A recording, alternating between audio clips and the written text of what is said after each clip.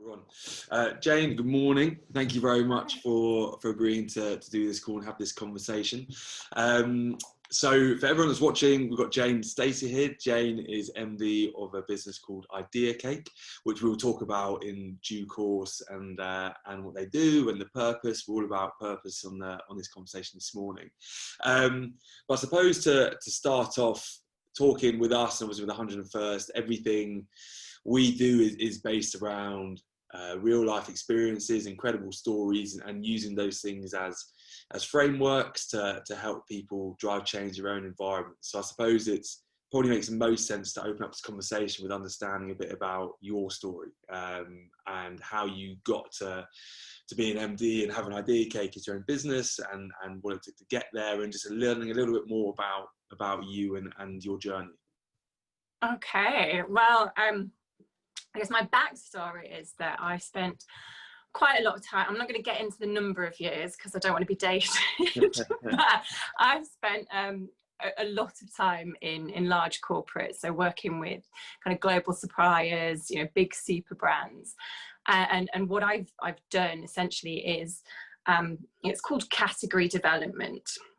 So it means looking after a whole category of products, not just a brand or one specific product. It's about really growing a whole entire portfolio, and not just about, a specific businesses. So, if you work for, let's say, Procter & Gamble, it's not just about growing Procter & Gamble's products, it's about growing the whole entire category. And it's a really nice holistic way of working with retailers. But essentially what it's about is it's about really truly understanding why someone buys something. What is the mission that they're on? What is the purpose of what you do, and kind of, what they're going to buy? And in doing so, you've really got to understand, the motivation. You've really got to understand where growth is going to come from. So you're not just, elbowing a bit of space on a shelf. You're actually thinking, in 3-5 years time, what does, say, snacking look like, or what does, laundry detergents look like, and creating a strategy for that. And to do that, there's a lot of research, there's a whole lot of spreadsheets and data analysis that goes with that, but you've got to have a lot of empathy, and you have to have a strategic plan, and when you're trying to grow something of that scale, you've got to have good ideas. It is all about what is going to create growth, where is it going to come from, and you obviously, to get growth, you can't just do something the same, you've got to do something different. So that comes from perhaps a new product, or a new way of looking at that product, a new formulation, new packaging, etc., etc. So that means, again, having good ideas, but it also means having realistic ideas. So something that is actually going to work. And to know if it's going to be realistic, again, you've got to really understand your customer, and to be able to sell that idea, to be able to, take it into essentially the dragon's den of a retailer, and going and standing and actually trying to sell your new product into a supermarket to get it onto the shelf. And you've got to sell them on the strategy as well. You've got to be able to sell internally in your business why your idea is so great, and also then sell that externally to, the shopper, to a retail buyer. So there's a hell of a lot of storytelling involved in that. But I guess, selling, having and selling great ideas has been at the hub of what I've been doing for the last, 20 years. Yeah. So I suppose what's been quite nice then for your journey through is you've kind of by default, what you're doing, have had exposure to a lot of different brands. Yeah. Exposure to probably a lot of people with very different stories to tell, and a lot of very different ways of telling them. Undoubtedly, some are probably very good, and some probably not so good, which is where you came into. But I suppose I've seen my fair share of bad, don't get me wrong. Yeah. So I suppose with that then, that's probably quite a nice, looking back now, I mean, at the time it's probably very frustrating when you're dealing with someone that's adamant that this is the right way of going about it. But when you look back now, going through that and having those different experiences and different stories to tell, and being exposed to so many different brands, it's probably put you in quite a nice position now in terms of to draw from all those experiences and know kind of what to do and how to do it. Yeah, it has. I guess it kind of teaches you, because you kind of say you're almost sales and marketing in one, and a strategist, and it does kind of give you a huge exposure to, you know, what drives people, and what drives action, and what drives, you know, change, and how you can bring about change, and how you can do it in a really authentic way. And oftentimes, you know, sort of people have, you know, an idea, and they'll come up with something, and it's based on, you know, we can do this, you know, I've got a factory and I can make this, or we've got the capability, we can do this, let's do it. And I think a lot of people or businesses kind of run on the hope that, you know, if we make it, the sales will come, you know, if we build it, they will come. And, you know, it's a great movie plot, but it's not necessarily a great basis for, you know, creating something that people really want. And in what I've done in my background, it's been very much based on, you know, what's the need, you know, what does someone want, what are they looking for? And it's based on, you know, it's customer first, and then it's worked back to, right, well, can we create that?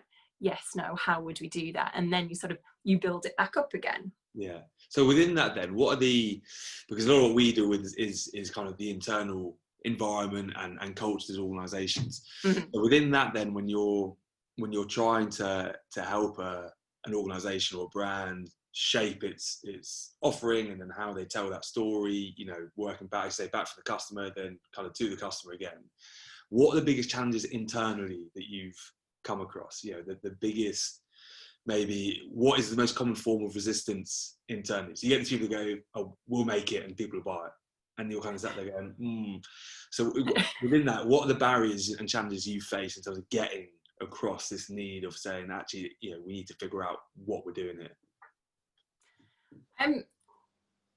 That's a really good question, because it does sort of vary on the resistance, and I guess where I see it work best, and where it, you know, sort of it's been quite an easier sell that, you know, this is the right thing to do, is when a brand or a business, you know, is really clear about what they're about and what they're doing for the customer. So if you're not really clear about sort of what you deliver for them and how you serve them, and also if you're not really clear about who it is that you serve, then it's really easy to fall into the trap of, like, I've got this great thing, you know, I'm going to put it out there, everyone's going to love it, it will connect to someone, and kind of, you know, sort of put it out and hope. You know, there might be, you know, there's something else that looks fairly similar, we'll be all right. And I guess that's where, I don't know if this is controversial, but I think that's probably where a lot of Me Too's come from. Okay. Is that when you're kind of picking sort of your business choices around, well, I can see that person's doing really well with X, we should emulate it, you know, let's just do that. Right, okay. And I think, you know, for businesses large and small, there's only so much you can do of that. Yeah. You know, I mean, kind of, yes, that, you know, they might have had a great idea, but you know, they know who they're doing it for, they know why they're doing it, you know, and they've got a plan, they've got a strategy, and it aligns with what it is that they're trying to achieve and who they're doing it for. Whereas sort of, if you just have a business strategy that is simply, well, that's working for them, and that's working for them, and that's working for them, so I'm just going to copy. Yeah. Kind of without sort of having that real kind of sense of purpose and really knowing why you're doing something, you know, you're going to have very little direction. And it could work, you know, I mean, I'm sure it's worked for some people for some of the time, but I think for kind of really long lasting, sustainable growth, you need to know really, what am I in business to do? You know, what does this brand, this product, this service do? Who does it do it for? And kind of how do I connect those two? And so within that, if you, excuse me, if you come across someone that's head of marketing or the MD, whatever it is, they go, right, I know exactly what the purpose is for us. I know where we want to go. I know how we want to get there. Have you ever come across times when actually it's all well and good that kind of the head honcho knows what they're doing, but if the team then aren't bought into that same vision and that same purpose, that actually it still can come unstuck, or the messaging can get muddled and confused? So do you think there has to be an importance on actually, yes, it's all very good to have that purpose, but actually you need people to be bought into that internally in order to then go out and truly, genuinely, authentically kind of sell it? Or do you think you just need the one person and you're good? No. I think if you've just got one person that's kind of got it, and they've not got the hearts as well as the minds of the people that they need to execute on it. And that could be, in a large corporation, the CEO, they really buy into it, but it's just not filtered down. Yeah. Or it could even be, a solo entrepreneur where they really get it, but they're not sharing that with their client base. If someone isn't kind of really bought into the purpose, like the real why, why am I here? Why do I get out of bed? And also how you do that. And, that's where kind of, the values come in. Yeah. Because that's then, how am I trying to say it? Yeah, if you don't have that, eventually, again, you'll lose that direction. You'll lose sight of kind of what makes you, what makes your product or your business so compelling, so unique. And if you can't make that connection, you're a commodity. Yeah, 100%. So when you've gone through all this, so obviously spoken a lot about, before we get to DEACAKE, in terms of, dealing with other brands and initiatives you've had. Yeah. So in terms of that, have you had any kind of moments within that where you've gone, oh, actually, I was completely on the wrong track here? And you've had these moments of your own self-learning from the experiences. And then with that, has that then changed the way you've dealt with brands or clients or whatever it might be? And then a third one, just to hammer you with questions. Have there been, for yourself and for your clients, any moments where you've had to completely change mindset, where actually you've gone into something and thought, this is the way to do it, and then either something's come up from that conversation or a massive change in the environment where you've gone, actually, okay, we need to completely change tack and go this way now? Completely change tack. I'm going to say no, and not because everything I've ever done has been brilliant from the start. You're not leading questions. I'm not trying to get you to say something. Just, Yeah. Oh, no, not at all, never. I can think of occasion where I was sort of pretty clear on I can think of something. And what really changed it for me was, I was working in pharmaceuticals, so in consumer health. And one of the products was skincare. And I was really kind of approaching the skincare from completely the wrong way, from my own experience. I'm a woman, I use moisturizer. So I was like, I think kind of like, I can empathize, I've got this. Yeah. And I fell into the trap of feeling like I am my customer. And that is such a dangerous trap to fall into, because you then put kind of like all of your overlays on what someone's going to do, and you stop really listening to what the customer is kind of telling you what they're going to do. So we were doing focus groups, and the women in the focus groups had quite serious skin conditions, so kind of really bad eczema, psoriasis, like dermatitis. And again, I thought I knew what was coming. And the women, when they started talking, they were talking about, how, skincare for them isn't, I've just shaved my legs and my legs feel nice and smooth. It's the difference between a day where they can wear makeup or they can't wear makeup. Okay. It's a difference between a day where they feel comfortable or whether they are continuously, in pain and irritated. is a day where they've got confidence versus a day where they don't have confidence.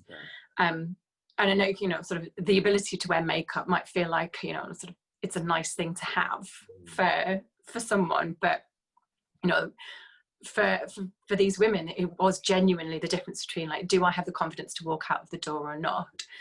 And when you hear those stories, you really kind of, wow, you know, this isn't just a nice to have product. It's not a, you know, a frivolous, you know, skincare. This is something that really makes a difference to somebody's life.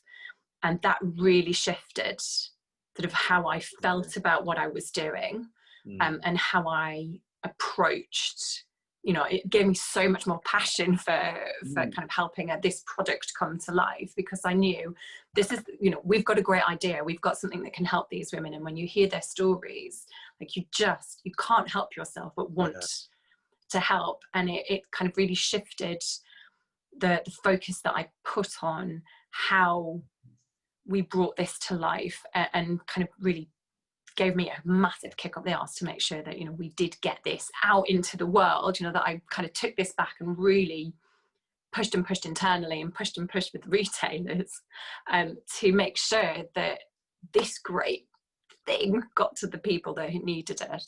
So it's really interesting, because kind of playing back. Oh, well, I was in tears, honestly. Yeah, but it's amazing, because almost playing back what you're saying, it's, you know, your role was obviously telling, you know, getting this purpose and telling the story of a particular brand or product, but arguably your biggest learning within telling a story about a brand and product came from actually hearing other people's stories about actually what that product could do for them.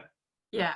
And it's hugely powerful. I suppose kind of we're both quite aligned thinking in terms of the power of stories and of experiences, and that's a brilliant example of actually, as you say, being a stereotypical bloke in moisturiser, you put it on and kind of that's it. But actually, some people, it's so much more meaningful than that. As you say, it's a difference between actually wanting to go outside or not, or having the confidence to actually go maybe meet up with some friends or not. And then that, as you say, completely then changes. Oh, actually, the whole story around that product probably changed off the back of it. So it's not just it becomes more than just a beauty product or whatever, but it actually becomes a really meaningful thing that for a lot of people was a difference in a good and a bad day. And I think that for me is where I started to really, excuse me, like really believe in it's the why, not the what. You know, and I know, you know, we've chatted extensively about good old Simon Sinek. That was kind of like a real pivotal point for me, in that, you know, when you look at like what the product does, you know, it is very similar to lots of other things in, you know, in respect of it moisturizes skin and it helps soothe. You know, there are other things on the market that can, you know, do that. And when you talk about the what, you inevitably end up in sort of comparison. So then you're looking at, you know, what are the features? You flip into like a really logical brain. You then start, you know, looking at, well, what does it do? And what does everything else do? And what makes it different? But when you look at the why, you know, why does this exist? Why does it help? Why would someone use this? Why does someone need it? All of a sudden, you understand, you know, the purpose of that idea or that product or that thing. And I think, you know, we've talked about purpose, and when you think about, you know, sort of what is the purpose of something, you're essentially saying, like, what is the point of? Yes. And you've really got to understand what is the point of that, as opposed to, you know, what has it got? What does it do? What does it look like? I suppose and you can take that from anything from a product or a brand to an entire organisation, to a sports team, to an individual. You know, it's that whole thing of saying, why am I doing this? Yeah. Why am I in this job? Why am I? And for a lot of these things, I'm sure there's no right or wrong answer. A lot of it's very bespoke to the person and completely, to the product, to the organisation. But as you said, the key is to know what it is. And you say, if you don't, you kind of get muddled and you go on this winding journey without really getting to where you either thought you'd get or where Yeah. you would be. So I suppose this all leads us quite nicely into coming on to DEACAKE. So what was the through all this stuff and all the things we've spoken about already, what was there a kind of a moment, light bulb moment, or a certain experience that made you think DEACAKE is born? Actually, this is the way I need to go now. Yes, Okay. there was. And it was a friend, someone we both know, who has a business. We'll drop his name in because he'll love it. Christian, we're talking about. Yeah. My people. Yeah, yeah. Yeah, so someone that I've known a while, and you know, set up a business a couple of years ago, and in all honesty, I've never really understood what he did. And even though, like, he's this super clever guy, he could never really explain it to me, you know, the complete tech nana, what it is that his, you know, software business does. And kind of by the by, Christian rang me and asked for some help. And the help that he was wanting was kind of based on, you know, the work that I do for large brands and large corporations. And he kind of gave me this brief, and as he's talking through, I'm thinking, he sounds like he needs me to do what I do, but for him in a kind of a much smaller way.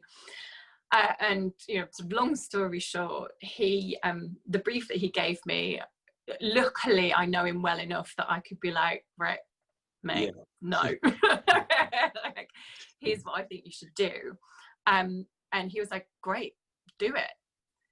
So I kind of went, did a swear word, and put together, it's like, okay, you know, essentially what I would do if I was looking at, you know, sort of a category and how am I going to grow the category, but flipping it to a business and to a business product. And kind of the big awakening for me was when we were talking, so with him and his team, around, you know, the why. So the first thing was like, let's go back to, you know, what is the purpose? What is the why does why does my people exist? And, you know, this is like basically a company that do software that help kind of track and monitor, you know, sort of team engagement. Is kind of the shock of what. Before I put this out, I'm going to get some royalties from him because we are plugging the hell out of his business here. Anyway, carry on. We could just put a big old beep over it. That's it. Yeah. But in him telling the story of why he created his business, there was this huge shift for, you know, and everybody, you know, myself, and I've known him, you know, 6 years of him doing this, his team, everyone went, whoa, like, we didn't realize the real heart of the why. And when we got kind of like that real, you know, the story that he told, it was the most powerful story, you know, of anything he's ever said. And because everything he's ever said so far has been around the what, you know, in the basically, you know, and I think a lot of businesses do this, is they try and show their credentials by all of the things that they can do, as opposed to why, you know, like, why are they there in the first place? You know, what drives them? And it was such a compelling story, and it was incredible, and it basically shifted, you know, how they talk about the business. What, you know, they're kind of knowing their why has made them much more bolder in the statements that they make about themselves, and it's got them out of that, you know, sitting in a room full of businesses where they're not quite right, you know, that they shouldn't really be in that room, because they're so completely different and they have a USP that really makes them stand out. And they just weren't, they were probably aware of it, but they didn't kind of have that real kind of aligned connection to it that kind of made them sort of stand up and step into who they are, and kind of to release, you know, the growth that can come from that. And to your point earlier around sort of, you know, if someone at the head of corporation doesn't have that alignment through the rest of the team, yes, people will still work, everybody kind of, enjoys their team and enjoys being paid. But when you kind of connect to that why, and having seen it sort of firsthand several times now, it's a really, really powerful driver and a really valuable connector for you and your team, should you have one, but also, for you and your customers. 100, and it's so interesting to say that, because a lot of, in all walks of life, whether it's sport, business, everyone wants to get to a point where the team or the group will, off their own back, do something kind of above and beyond, and that little bit extra, that whole discretionary effort. You want to get to a point where people want to give discretionary effort because they genuinely are invested or care about the people they work with, and all that stuff. And you kind of said it there in the experience with Christian, about how once he told the purpose and the why behind why they have the software, his whole team kind of went, oh wow, that's actually, so immediately the level of cohesion within that group kind of jumps up just by really fully understanding what the purpose is. Then if the cohesion jumps up, the relationships do. If they do, people are going to be much more willing to increase their levels of discretionary effort because they know and understand the reason why they're doing it in the first place. And so on that note then, of understanding the why and the purpose, what is the why and the purpose of DEACAKE? So you said kind of you had that moment with Christian and going through that. So off the back of that experience, obviously that DEACAKE is born. What is it you're doing? Why are you doing it? What's the purpose behind it? It's really simple. It is about getting the great ideas to the people who need them. Boom. That's it. And yes, and it comes from the ladies in the focus group. It comes from knowing that our friend has an amazing business, and he can genuinely change lives. He just needs to get it out there, and it's about helping people get those ideas, whether it changes the world or it changes one person's life. That idea deserves to be out in the world, and that if I can connect the people that have got really, really great ideas and really great businesses with the people that genuinely it's going to change their lives, then that's my life tick. Amazing. So talking about the changing the world and changing someone's life, and bringing it kind of to the just sounds a bit wanky, doesn't it? No, not at all. No. I want to change the world, Will. No. I was actually going to make quite a nice link there. To the current situation, and obviously the last few months where the world has changed. Almost everyone's life has changed to some degree. What do you see when we talk around this concept of why and purpose? What do you see being the biggest changes behind those things off the back of lockdown and COVID? Because in my mind anyway, I think purpose has probably become very high up on a lot of people's agenda, because if being locked down has given us one thing, it's given us everyone a lot of time to think. And I think a lot of people will be coming out of it with this whole question of why. Why am I actually in this job? Why am I doing this? So what do you think from your experience of everything before DEACAKE and with DEACAKE now? Around that purpose and why, how do you see kind of the world moving forward in businesses and individuals? Goodness. Well, I think I agree with you. I think sort of real clarity of purpose is going to be important. I know Harvard Business Review, they're saying that that's going to be one of the things that is going to be the big adjustment into this new world that we're moving into. I don't think, the need for people to connect, to empathize is going to change. That's always been the case. But what I do think is going to happen is people are going to be much, I I don't think people are going to be much clearer on their own values. You know, I don't think we've all spent the last 5 months just kind of, you know, working out our personal purposes. You know, I've spent most of it eating, to be perfectly honest. But what I think is going to be really important is kind of confidence.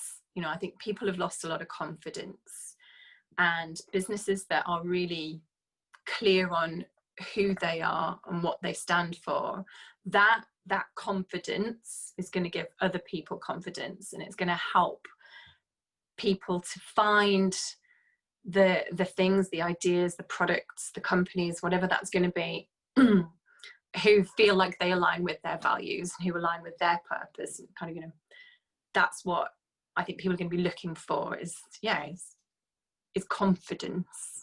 And that will come from knowing what's the point of view, and what are your values. And what do you think it takes for someone, because it's quite a individual from an organization, it's quite a self-reflective thing to be able to take a step back and go, actually, we need to look into our purpose, but we need to figure it out, because I suppose, especially in business, people will have a certain level of performance and success, probably without actually really giving it any proper thought and detail. You'll get to a certain level, and obviously we're both agreed that then to go to that next bit, you need the stuff we talk about. But if someone's quite happy in how things are going, what I suppose, what headspace or what do you need to actually get to that point where actually you need to look at it in the first place, if that makes sense? Yeah, well, I think if someone's kind of, you know, trundling along quite nicely, and you know, they're happy with the way their business is going, and they're happy with you know, the way their sales are, they're probably giving it less thought, and they're probably giving it less attention. I think where I've seen, you know, people, they don't necessarily start to think, oh gosh, what I need to do now is think about my purpose. What tends to happen is they go, oh gosh, I'm not quite where I thought I would be. I'm not growing at the rate I thought I would, or I'm not quite connecting to a certain decision maker, or, you know, a customer. You know, there might be somebody that really gets them, and then there might be somebody else in, you know, the purchase process. You know, a B2B process can be pretty complicated, that just they're not managing to connect with. And that's where I find people are then, what do I do?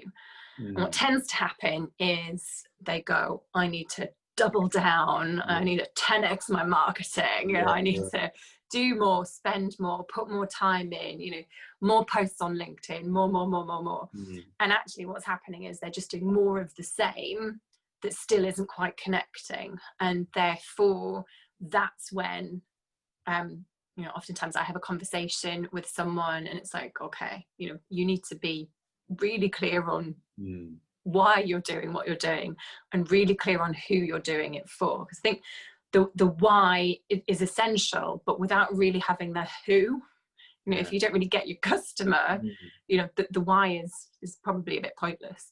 And that tends to be the point where, you know, I and you, what we do really helps somebody, because it kind of takes them back to, you know, why did I start this business in the first place? You know, what really drove me? And how do I share that story? You know, that really compelling story that makes everyone else go, oh, you know, I need to be able to tell that, but in a really succinct, really compelling, powerful way. And as well, I think kind of businesses, when you start your business, you know, you'll kind of go where the work is. You'll sort of follow the money a little bit, and that's totally understandable. But what can happen is you get pulled off course. And what I have seen is businesses where the owner kind of realizes, God, realizes, you know, a couple of years down the line that actually this isn't where I wanted to be. And it might be that, you know, they're still getting sales, they're still getting the customers, but they've lost that kind of that glow, their heart's not in it as much. And it's because they haven't been really clear on what their why is. So they haven't been able to really set that direction, you know, that guiding principle, and therefore they've been pulled away from it, and kind of helping them to sort of snap back to that and kind of really kind of go with force is, you know, is what I do, and it's what I get a lot of joy from doing. Because it's always really interesting, because you find, and you kind of said it there, it's not until something either goes wrong or someone realizes they're not where they thought they were going to be or anything like this, it's those moments that usually make people kind of take that step back and go, right, actually I need to reevaluate, I need to look at.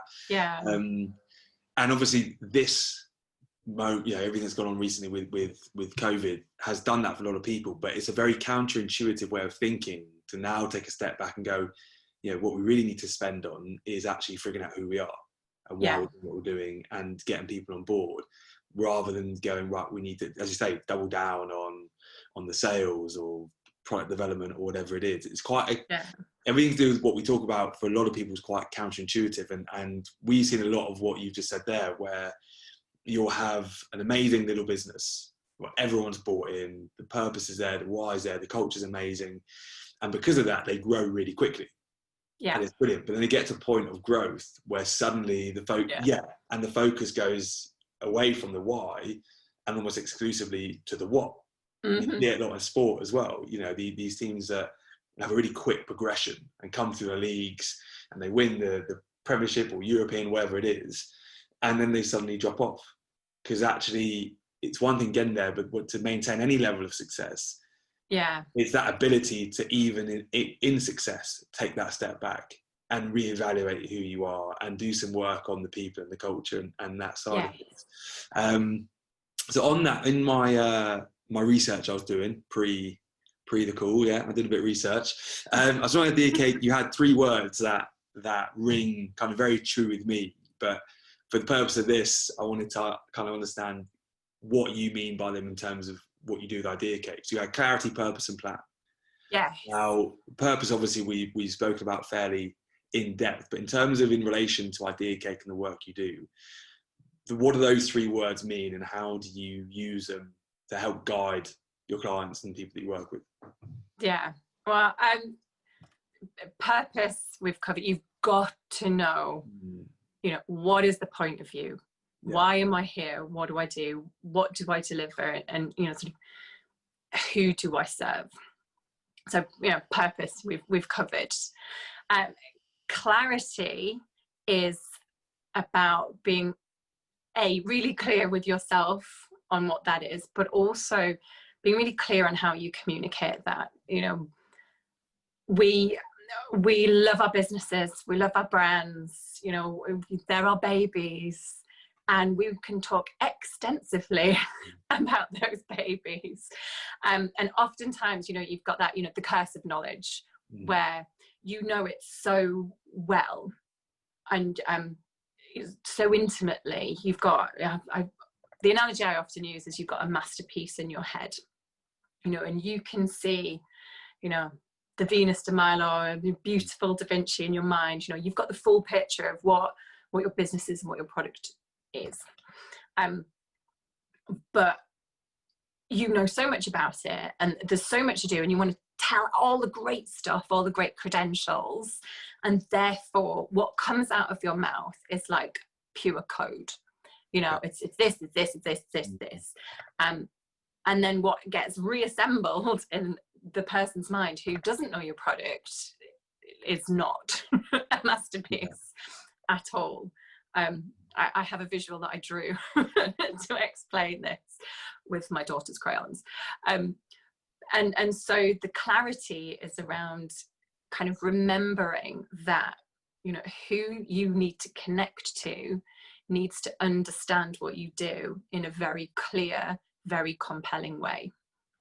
And the plan bit is about sort of having a plan, you know, having the strategic direction, knowing where it is that you want to get to, knowing sort of how you do that, whether that be, you know, a marketing plan, whether it's a sales plan, whether it's just, you know, a business plan. And, you know, and I'm not saying that, you know, what I do is I sit down and I do massive business plans with people, but what I do is I get them to not just go, right, okay, what are you about? Who are you for? What's the story? You know, very essential, but then, right, how are you going to bring this to life? Because, you know, going back to my previous career, you could have a great idea, you could have a brilliant strategy, a brilliant product, but if you couldn't make it real, you know, forget it. And it's the same, you know, businesses large and small. If you've got this great idea, you've got this great product, but if you can't make it real, if you can't put the things in place that will bring this to life and bring it to the audience that you need it to, and to grow your business, so that, you know, the more you grow your business, the more people you can help. You know, you need a plan for that. Brilliant. And it is so, everything you said there is absolutely bad, and especially with, again, going back to what everyone's been experiencing now, and slowly getting back to work, well, in one way, shape or form, and the new normal, which ironically is not normal because it's always changing. But it's, what would be your kind of, I suppose, advice then to these organisations at the moment, where they might be thinking about it, but actually what they're going to be doing is the opposite? You know, yes, we're all about our people and want to build this culture and build resilience to be able to deal if something like this happens again, but actually what we're going to do is double down on the complete opposite stuff and hammer down. Yeah. So for those organisations and even individuals, what would be your golden nugget of advice kind of coming out of COVID? Don't panic. Okay. You know, be brave and take that time, take a moment. You know, we've all sort of had to take a huge intake of breath and go back to your why. Yeah. You know, what is the point of view? Because if you don't know what the point of view is, no one else will. Amazing. And that's probably a perfect nugget to conclude on. I think it's fascinating, and you know, the whole reason we're having this conversation is because we're both big believers in why and the power of, as I said, of stories and real life experiences. And the stuff we do together, hopefully, will be quite compelling. So thank you very, very much for doing this. And for anyone that's watching wants to find out more, you'll be inundated with links and all the rest of it very soon. So Jane, thank you very much for giving us the time. Oh, my pleasure, Will. Thank you. Yeah.